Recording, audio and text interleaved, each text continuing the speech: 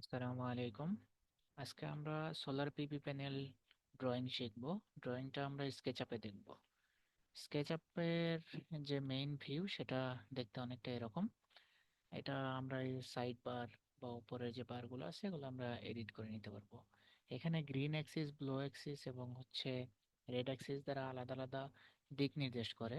আমাদের গ্রিন অ্যাক্সিসটা হচ্ছে north south direction দেখাবে, আর red axis east to west, আর ব্লু অ্যাক্সিসটা আমাদের আপ এবং ডাউন ডিরেকশন দেখাবে। এখন একটা প্যানেল ডিজাইনের জন্য আমাদের সর্বপ্রথম এটা সম্পর্কে জানতে হবে। জানতে হলে আমাদের যে প্যানেলটা আঁকবো সেটার ডেটা শিট আমাদের ভালো করে দেখতে হবে। এটা আমরা নিয়েছি ট্রিনা সোলারের ভার্টেক্স মডেলের 670 ওয়াটের একটা প্যানেল। এটার আমরা যখন একটা প্যানেল আঁকবো এর জন্য আমাদের এর ফিজিক্যাল ডাইমেনশনটা লাগবে, যেটাকে আমাদের এখানে বলা হয় মডিউল ডাইমেনশনস। ডাইমেনশন থেকে এখানে আমরা দেখতে পারতেছি যে এখানে দুইটা এককে দেওয়া আছে, একটা হচ্ছে মিলিমিটারে আর একটা হচ্ছে ইঞ্চিতে। তো মিলিমিটারের যে এককে ডাইমেনশনটা দেওয়া আছে সেটা নিয়ে আমরা এখন কাজ করব। এখানে দেখুন, এটা লেংথ দেওয়া আছে 2384, উইডথ দেওয়া আছে 1303 এবং থিকনেস দেওয়া আছে 35 মিলিমিটার। আমরা এখানে যেভাবে দেওয়া আছে ঠিক সেভাবেই আঁকবো এবং সেভাবেই আমাদেরকে ডিজাইন করতে হবে, কারণ ওয়ার্ড চেঞ্জ হলে এখানে কিছুটা ভ্যারিয়েশন আসে। এখানে আমরা দেখতে পারতেছি প্যানেলটা, এখানে কি সাইডে আমাদের একটা সাপোর্টিং মেটাল দেওয়া আছে, এটা সহ আমাদের ওই ডাইমেনশন দেওয়া। এবং সোলার সেলগুলো এটা থেকে একটু ভিতরে আছে এবং সেলগুলো নর্মালি 20 মিলিমিটার ভিতরে থাকে। এখন স্কেচআপে যখন আমরা ড্রয়িংটা করব, আমরা নর্মালি জিরো এর মধ্যে আঁকবো, তার মানে হচ্ছে নর্থ সাউথ বরাবর আঁকবো। এখন শুরু করতে হবে আমাদের লাইন কমান্ড দিয়ে। লাইন কমান্ডটা আমরা এই যে পেন্সিল যেটা আছে এটার উপর যদি আমরা কার্সার নেই তাহলে লাইন আসতেছে। এটাতে ক্লিক করে নিতে পারি অথবা কিবোর্ড থেকে এল প্রেস করেও আমরা নিতে পারি। এখন শুরুতে আমরা লেংথ নিব, লেংথটা নিতে হবে তাহলে আমাদের কোন দিকে, নর্থ সাউথ বরাবর। নর্থ সাউথ বরাবর যখন আমরা নিব তখন সেটা কি গ্রিন লাইন আসবে, এই যে দেখুন এখন ব্লু অ্যাক্সিস এর দিকে যাচ্ছে, তার মানে উপরে নিচে। এটা গ্রিন অ্যাক্সিস, গ্রিন অ্যাক্সিসটা হচ্ছে কোন দিকে যাবে আমাদের, নর্থ সাউথ বরাবর। আর এই যে রেড অ্যাক্সিসটা হচ্ছে ইস্ট টু ওয়েস্ট বরাবর।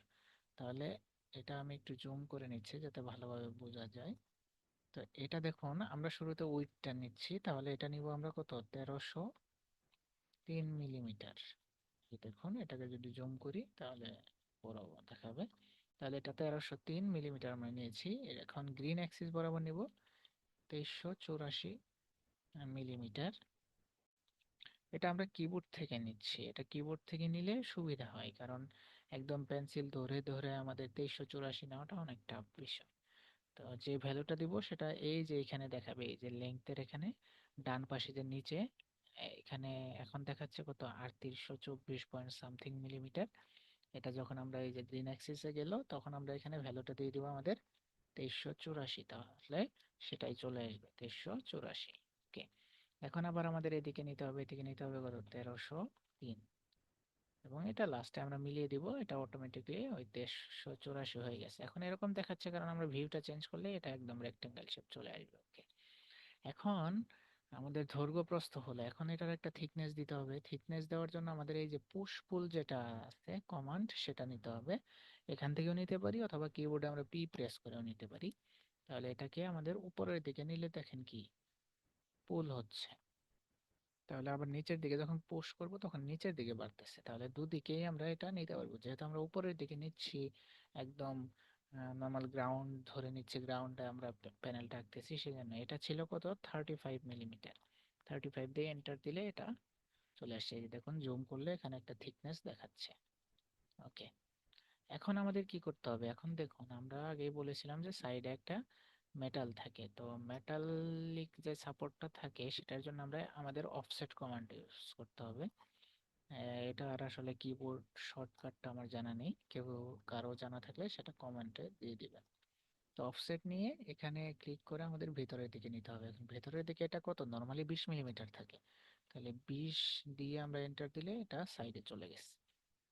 এখন মোটামুটি আমাদের প্যানেলটা হয়ে গেছে, বাট কালারটা আমাদের এক্স্যাক্টলি আসে না। এই কালার দেওয়ার জন্য আমরা এই যে এখানে যেটা আছে পেইন্ট বাকেট, সেটা নিয়ে সেটা নিব, এবং এখানে যে ম্যাটেরিয়ালস যেটা আছে, এই যে ম্যাটেরিয়ালস এর ভিতরে অনেক কালার আছে। এখান থেকে কালার না, আসলে বিভিন্ন মেটাল, টাইলস এবং অন্যান্য বিষয় এখানে দেওয়া আছে। তো টাইলসে গিয়ে এখান থেকে আমরা এই যে টাইলসটা সিলেক্ট করব, এই যে টাইল নেভি, এটা নিলে অনেকটা কিসের মতো লাগে, অনেকটা সোলার সেলের মতো লাগে। তাহলে এটা আরেকটু যদি আমরা এডিট করি, তাহলে মোটামুটি দেখা যাবে যে এটা অনেকটা সোলার সেলের মতো এখন হয়ে গেছে। তাহলে এখন এটা নিলাম আমরা। এখন তাহলে এই যে সাইডের কালারটা সাদা আছে, এটাকে আমরা একটা কি মেটালিক কালার দিই। তাহলে এই যে এখানে দেখবেন মেটাল আছে, মেটালে গেলে এখান থেকে যে কোনো একটা কালার নেওয়া যেতে পারে। ধরুন এটা দিচ্ছি, তাহলে এটা কালার চলে আসলো। আবার যদি এটা নেই তাহলে এটা চলে আসবে। মানে আমাদের যেটা ভালো লাগে আমরা সেটা দিতে পারি। যাই হোক, এটা থাকুক। তাহলে এখন চলে আসছে, মোটামুটি কালার হয়ে গেছে। এখন দেখুন, যখন আমরা সিলেক্ট করব, প্রত্যেকটা আলাদা আলাদা, প্রত্যেকটা পার্ট আমাদের আলাদা আলাদা সিলেক্ট হচ্ছে। এখন যখন আমরা প্যানেলটা কপি করব বা মুভ করব, তখন এভাবে কপি করা বা মুভ করাটা অনেকটা ডিফিকাল্ট হয়ে যায়। তো সেই জন্য পুরোটাকে আমরা কি একটা গ্রুপ বানিয়ে নিব। তাহলে পুরোটা সিলেক্ট করব এবং রাইট বাটন ক্লিক করে মেক গ্রুপ করে দিব। তাহলে এখন যেখানেই আমরা ক্লিক করি না কেন, প্যানেলের যে প্রান্তেই ক্লিক করি, এটা পুরোটা একবারে সিলেক্ট হয়ে যাবে। ওকে। এখন যদি আপনি চান যে না, এটা আবার আগের অবস্থানে নিব, তাহলে এটা রাইট বাটন ক্লিক করে এক্সপ্লোড করতে হবে। এক্সপ্লোড করলে এটা দেখুন আবার হচ্ছে, আপনি যেখানে ক্লিক করবেন সেখানেই শুধু সিলেক্ট হবে। ওকে, যাই হোক, এটা আমি তাহলে পুরোটা কপি সিলেক্ট করে এটাকে গ্রুপ করে রাখতেছি। তাহলে এটা হয়ে গেল আমাদের কি একটা প্যানেল ড্রয়িং। আশা করি সবাই বুঝতে পেরেছে। তো এতক্ষণ সাথে থাকার জন্য ধন্যবাদ সবাইকে।